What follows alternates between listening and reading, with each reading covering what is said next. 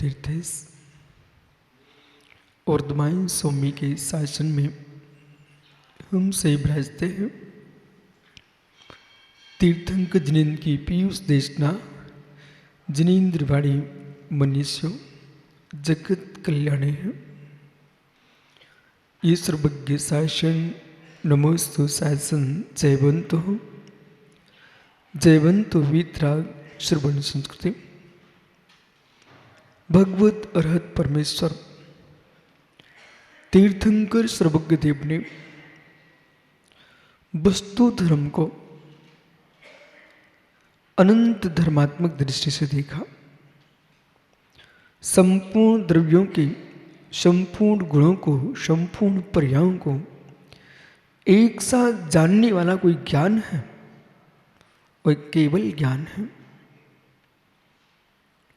ऐसे लोकालोक अनंतानंत भी होते वो केवली के ज्ञान में भित्ति चित्रवत दृष्टि गोचर होते हैं। आचार्य भट्ट टकलंग स्वामी राज वार्तिक जैसे महान ग्रंथ में लिखते हैं यह केवल्य का महात्मा है। उन केवली भगवंत ने क्या क्या नहीं देखा छद्मस्त सोचते रह जाएगा। ऐसा जगत में कोई स्थान नहीं जो केवल्य के ज्ञान के बाहर हो। चूहे के बिल के अंदर भी किस स्थान पर उसका मल पड़ा है उसको भी केवली जानते हैं। कल कल घूमे में निगोदिया जीव किस प्रकार से जी रहा है और कैसे मरण को प्राप्त हो रहा है इस बात को केवली जानते हैं। दृश्यमान को भी जानते हैं अदृश्यमान को भी जानते हैं। दृश्य दृश्य को जानते हैं प्रत्यक्ष को भी जानते परोक्ष को भी जानते हैं। यहां तक ही नहीं लोक में अनंत लोकालोक में लोक में छह द्रव्य अलोक में मात्र आकाश शुद्ध आकाश। अलोकाकाश का परिमाण क्या है और लोकाकाश का परिमाण क्या है। लोकाकाश में छह द्रव्यों का परिमाण कैसा चल रहा है प्रफुल्ल भैया और कौन सा जीव कैसे प्रणाम कर रहा है सब प्रभु के ज्ञान में झलक रहा है। सम गुणस्थान की विशुद्धि में तल्लीन हुए तब कैवल्य को प्राप्त हुए हैं। उस कैवल्य के माध्यम से जीवों को सदमार्ग दिया मोक्ष मार्ग दिया है और वो यूं कह रहे हैं समान सको तो मित्र। सुनील भैया मित्र समान सको तो जगत में कांटा ही चुभ है कांटे भैया लेकिन मन हमारा कांटा ना बने। कांटे भी चुभ जाए तन में सूल चुभ जाए तन में पर मेरा चित्त कांटा ना बने। पर के कांटे तन को काटेंगे पर के कांटे तन को छेदेंगे पर भाव कांटा हो गया तो मेरे मित्र चैतन्य छिल जाएगा। हमारी विशुद्धि संक्लेशता का हेतु बाहर का कांटा नहीं है। हमारी विशुद्धि संक्लेशता का हेतु अंदर का कांटा है। इसलिए यहां पर कह रहे हैं प्रभु ने कहा मित्र प्रभु ने कहा मित्र हमने प्रथम गुलिस्तान से किया था पुरुषार्थ तो सम्यक को प्राप्त किया और सम्यक प्राप्त करके देशव्रत को महाव्रत को प्राप्त किया। प्रमत गुलिस्तान में झूलता रहा। छठ में सात में जीव अप्रमत्त की अनुभूति लेता है। मोक्ष मार्ग बेस बदलना मात नहीं है मोक्ष मार्ग भाव बदलना है। पंडारी जी मित्र कहीं भी दीक्षा लो भावों की विशुद्धि में अंतर नहीं आना चाहिए। दीक्षा गुरु बहिरंग संस्कार का होता है, अंतरंग भावों का गुरु तो मैं ही होता हूं। उतनी ही क्रिया स्वीकार करना जिससे विशुद्धि बने। ध्यान स्वाध्याय जप तप में लीन रहना ये मुमुक्षु का धर्म है। जितनी प्रपंच की ओर जीव जाएगा, जितने प्रपंच की ओर जीव जाएगा, उतने संक्लेशता की ओर जाएगा। मैं स्पष्ट कहूं, यदि सत्यार्थ रूप से मोक्ष मार्ग में जीना चाहता है जीव,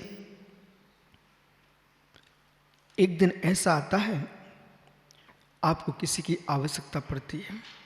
सुनना ध्यान से राकेश भैया, एक दिन ऐसा आता है आपको किसी की आवश्यकता पड़ती है। बस वही खतरनाक दिन है, वही बहुत खतरनाक दिन है, खोटा दिन है।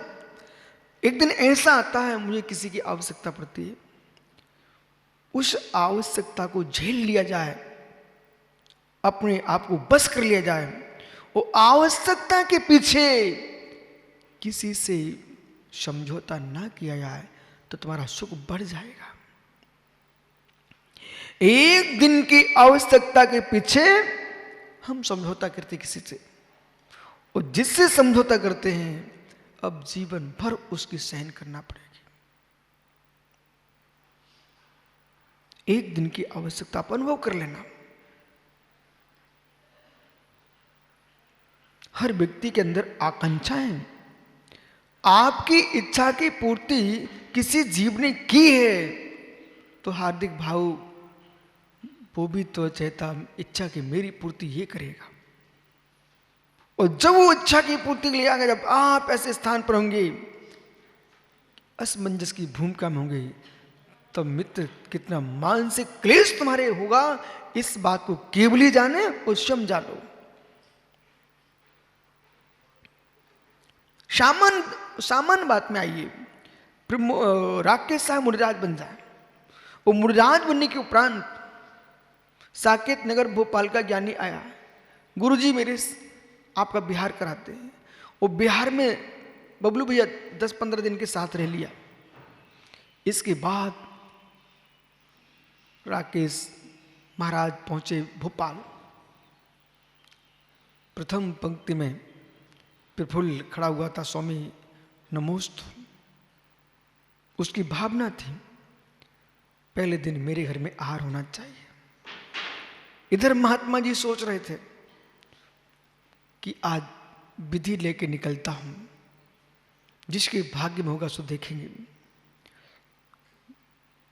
उधर वो सामने खड़ा चेहरा दिखा रहा है।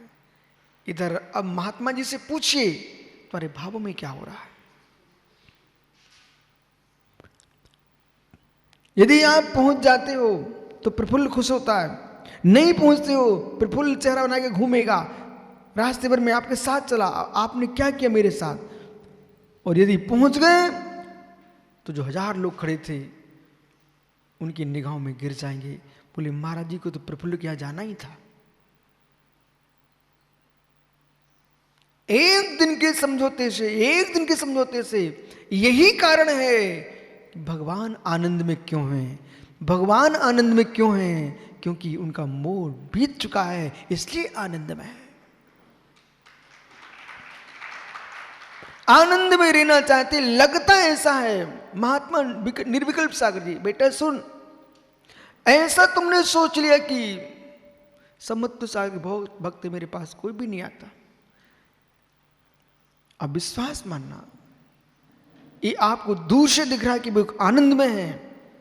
जितने भक्त आएंगे बराबर समय देना पड़ेगा, नहीं दे पाए तो दूसरा भक्त रूठ के चला जाएगा। आप आनंद में हो। जिनके पास कोई भक्त नहीं है, बहिरंग आनंद, अंतरंग आनंद, 2 आनंद तुम्हारे पास है। पुणे चलिए, प्रमाण जन आनंद और प्रमाण शून्य आनंद, करना नियोग की व्याख्या चल रही पूरी। स्नेह प्रमाद है, स्नेह का आनंद और प्रमाद रहित आनंद, क्योंकि सप्तम गुण स्थान की व्याख्या चल रही है जहां पर वत्तावत प्रमाद का अभाव हो चुका है। नट्ठट शेष प्रमादो, प्रवचन प्रारंभ हुआ है। बहुत दिन से तो प्रवचन ही नहीं हो रहा था। ज्ञानियों, बत्ता बत प्रमाण, जहां व्यक्त प्रमाण चल रहा था, स्त्री कथा, चोर कथा, भोजन कथा, राज्य कथा, 4 विकताएं, स्पर्श रसना घ्राण चंजु स्रोत, 5 इंद्रिय के विषय, स्नेह और निद्रा, ये सब 15 प्रकार का प्रमाण था। 4 कषाय, इनसे जो शून्य हो रहा है, शून्य हो रहा है। आप लोग माताओं अनुभव करो, जब आपको गुस्सा आती है उस समय का अनुभव करो, जब शांत होते उस समय का अनुभव करो। गुस्सा से विपन्न सारी वस्तु मिल भी जाए पर शांति नहीं मिलती। गुस्सा करने से हो सकता हम जैसे व्यक्ति तुमसे डर जाएं, तुम्हारी इच्छा की पूर्ति कर दें। इच्छा की पूर्ति हो सकती है, भाई कौन उपद्रव पड़े, भैया दो इनको छोड़ो, लेकिन वस्तु तो मिल गई है, इसके बाद कष्ट प्रारंभ होगा। कोई भी वस्तु है ना विश्व सागी, 2 मिनट के लिए देखो अच्छी वस्तु मिली है, इसके बाद ये चित्त है उदास हो जाता है, नई वस्तु पर जाता है। इसके पीछे मैंने युद्ध किया हो, इसके पीछे मैंने युद्ध किया हो। कैसे कैसे युद्ध ये सतीश भैया, कैसे कैसे युद्ध से पिंडारी जी, कैसे कैसे युद्ध हुए। किसी के देश में नृत्यांगना सुंदर थी, नाच रही थी, वो दूसरे देश का प्रतिनारायण देखता है, सुनता है, बोले आपके देश की राष्ट्र सुंदरी नृत्यांगना मुझे सौंप दो। बस उसी कोई कीमत हुई तो नाचने वाली नृत्य की थी, उसकी कीमत बढ़ गई। बोले मेरे देश के नृत्य की आपको कैसे दे सकते हैं। मालूम चला नृत्य के पीछे युद्ध हो गया, एक हाथी के पीछे युद्ध हुआ, जरा सी भूमि के पीछे युद्ध हुआ, स्त्री के पीछे युद्ध हुआ है।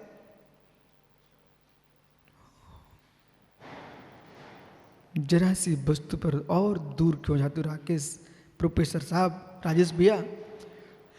घर गृहस्थी में हिस्सा बांट में एक चम्मच इधर से उधर चली जाए भाई के पास, युद्ध हो जाता है चम्मच के पीछे। इसे क्या कीमत थी। भाई भाई का सिर फूट गया। माता कम से कम सम्मिश्र घर में आए हो, इतना नियम कर सकते हो, शुभ नियम कर लेना। अपनी बेटियों को भी जाके नियम दिला देना कि बेटी किसी भी घर में बहू बन के जाओ, कहीं हिस्से में एक चम्मच किसी को ज़्यादा चली जाए तो चम्मच के पीछे खून मत निकलवाना, चम्मच भर।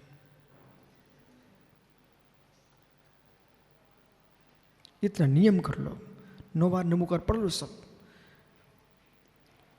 हिस्सा बट सकता है विश्व साहब भैया, श्रेय से कहना बेटा हिस्सा बट सकता है, पर भाग्य किसी का नहीं बट सकता। तुम्हारा भाग्य प्रचंड है, जिसको अधिक हिस्सा मिला है वे भीख मांगते मिल रहे हैं, और जिनको हिस्सा ही नहीं मिला था वे राज्य कर रहे हैं।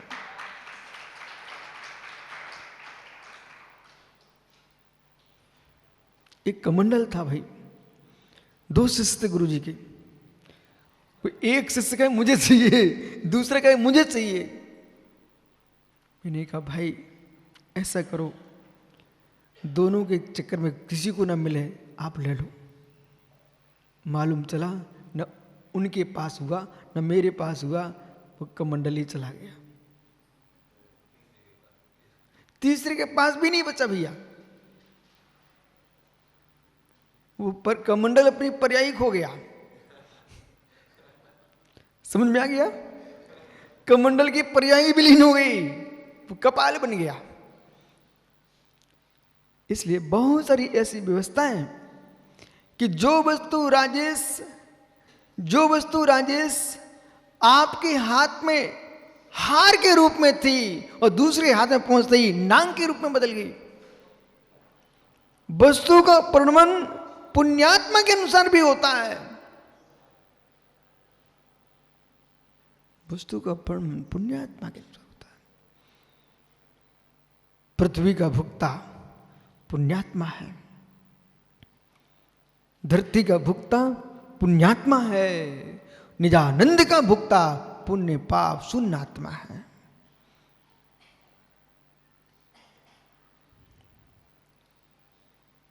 एक चम्मच के पीछे युद्ध हो जाते हैं। वो तो ठीक है, गृहस्थ है, ज्ञानी भैया, वो तो गृहस्थ है। हे मित्र, तो महात्मा जी बन गए, महात्मा जी बन गए। आप गए कभी ट्रेन में, बस में? आपको भी मालूम रहता है मेरी नहीं है बस, मेरी नहीं है ट्रेन। उधर पंडित साड़ोरा राजकुमार भी जा रहे थे, बहुत ज्ञानी जीव थे। उन्होंने देखा कि ज्ञानी उतर गया है पानी पीने के लिए, इसके पहले अपन जाओ कुर्सी पे बैठते हैं, और सीट पे कुछ नहीं, अपनी टॉवल रख के आ गए। मतलब उनको मालूम है कि 10 किलोमीटर बाद मुझे उतर जाना है, 10 किलोमीटर के पीछे सीट पर टॉवल रख के आ गए। ऐसा नहीं होता क्या? ऐसा नहीं होता क्या? हे मित्र, जैसे गाड़ी में सीट का राग चल रहा है, सिद्ध सलाह की सीट पर तुम तैयारी करो तो जाने। बस की गाड़ी पर मुझे घोर आश्चर्य हुआ, सीट पर थैला रखा हुआ। बोले क्यों? बोले मेरा थैला रखा था ना।